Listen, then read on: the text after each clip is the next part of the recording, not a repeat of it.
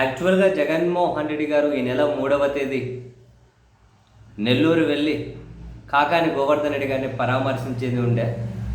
తన హెలికాప్టర్ దిగడానికి హెలీప్యాడ్ కోసం ఆ స్థలం ఇవ్వడానికి ముందుకొచ్చిన వాళ్ళను బెదిరించి స్థలం ఇవ్వలేకుండా చేశారు.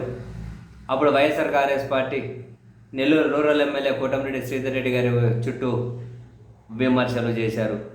సరే, వాళ్ళు స్థలం ఇచ్చేకి వస్తే కొందరు స్కూల్ వాళ్ళు కూడా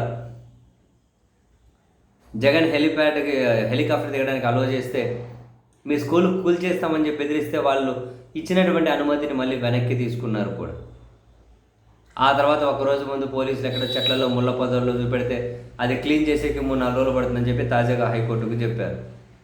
ఆశ్చర్యం, మామూలుగా నెల్లూరు జిల్లాలో వైఎస్ఆర్ కాంగ్రెస్ పార్టీకి పెద్ద ఎత్తున పట్టు ఉంటుంది, చాలా క్షేత్రస్థాయి నుంచి కూడా చాలా బలం ఉంటుంది. వైసీపీకి మొన్న ఎన్నికల్లో సరే అన్ని చోట్ల వచ్చిన ఫలితాలు అక్కడ కూడా వచ్చాయనుకోండి.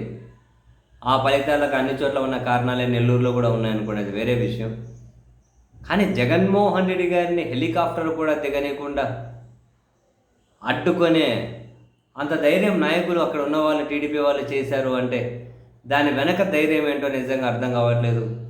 కారణం ఏంటంటే తర్వాత మళ్ళీ ఇటువంటివి రిపీట్ అయితే హెలికాప్టర్లు కాదు, దీన్ని అడ్డుకున్న నాయకుల కార్లు కూడా రోడ్డు మీద తిరగలేవు కదా మామూలుగా. అంటే అక్కడ నెల్లూరులో ఆ వైఎస్ఆర్ కాంగ్రెస్ పార్టీకి సంబంధించి బలమైన నాయకత్వం లేకనా ఎక్కడ ఇప్పుడు కాకాని గోవర్ధన్ రెడ్డి గారు జైల్లో ఉన్నారు, అక్కడ అనిల్ కుమార్ యాదవ్ యాక్టివ్గా ఏమీ లేరు. అధికారంలో ఉన్నప్పుడు వీళ్ళందరూ చాలా బలంగా కనిపిస్తారు, అధికారంలో లేనప్పుడు ఎందుకో మరి అందరూ చాలా గాలి పీకిన బెలూన్లలా కనిపిస్తూ ఉంటారు. బహుశా అధికారం ఉన్నప్పుడే గంభీరత్వం కనిపిస్తారేమో, మనకైతే తెలియదు. ఇంకెవరు కనిపించడం లేదు. ఇంకా నెల్లూరులో వైసీపీకి సంబంధించి క్యాడర్ ఉంది, ఒక బలమైన నాయకులు ఎవరు కనిపించడం లేదు. బహుశా బలమైన నాయకత్వం లేదు అనే ధైర్యమేనేమో ఏకంగా జగన్ గారి పర్యటన కోసం హెలిప్యాడ్కి స్థలం కూడా ఇవ్వనీయకుండా చేశారు. సీన్ కట్ చేస్తే చిత్తూరుకి నెల 9వ తేదీ చిత్తూరు జిల్లా బంగారుపాలెం వస్తూ ఉన్నారు. సో వైసీపీ నాయకత్వం అక్కడ జగన్మోహన్ రెడ్డి గారి హెలిప్యాడ్ కోసం స్థలాలు చూస్తూ ఉన్నారు. జిల్లాలో ఉన్న నాయకులందరూ వెళ్ళారు. పెద్దిరెడ్డి రామచంద్రారెడ్డి గారు అయితే ఉంది, భూమన కరుణాకర్ రెడ్డి గారు అయితే ఉంది, రోజా గారు అయితే ఉంది, నారాయణ స్వామి గారు అయితే ఉంది, తిరుపతి వైసీపీ ఇన్ఛార్జ్ భూమన అభినయ్ రెడ్డి గారి దగ్గర నుంచి అందరూ వెళ్ళారు. స్థలాల పరిశీలన చేస్తూ ఉన్నారు. సో ఏదో ఒక స్థలం ఫైనలైజ్ అవుతుంది, జగన్ గారు వస్తారు. నెల్లూరులో స్థలం ఇవ్వనీయకుండా అడ్డుకునే అంత ధైర్యం చిత్తూరు జిల్లాలో ఖచ్చితంగా చేయకపోవచ్చు. ఇక్కడ టీడీపీనో జనసేన ఏదో ఒక నాయకత్వం. ఎందుకంటే చిత్తూరు జిల్లాలో వైఎస్ఆర్ కాంగ్రెస్ పార్టీకి బలమైన నాయకత్వం ఉంది. నెల్లూరు జిల్లాలో కూడా బలంగా ఉంది వైసీపీ, కానీ నాయకత్వం కనిపించట్లేదు. బహుశా ఆ లోటే ఏవైనా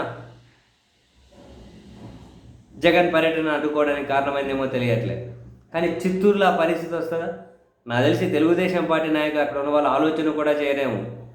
జగన్ హెలిప్యాడ్కి స్థలం ఇవ్వనివ్వకుండా చేయాలి, బెదిరించాలి అని చెప్పి. ప్రతి నియోజకవర్గానికి ఒకరు బట్టి ఇద్దరు బలమైన నాయకత్వం ఉంది. జిల్లా మొత్తానికి వైసీపీకి బలమైన నాయకత్వం ఉంది. మీరు ఏ నియోజకవర్గం నుంచి చూసుకున్నా ఏ నాయకుడైనా కనుక సీనియరే.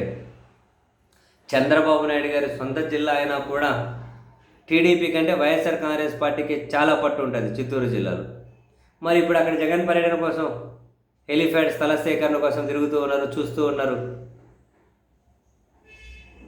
మరి తెలుగుదేశం పార్టీకి సంబంధించిన వాళ్ళు ఏమి స్థలం ఇచ్చిన వాళ్ళ మీద ప్రెజర్ తీసుకురారా? మరి ఇక్కడేమో అబ్జెక్షన్స్ క్రియేట్ చేయరా?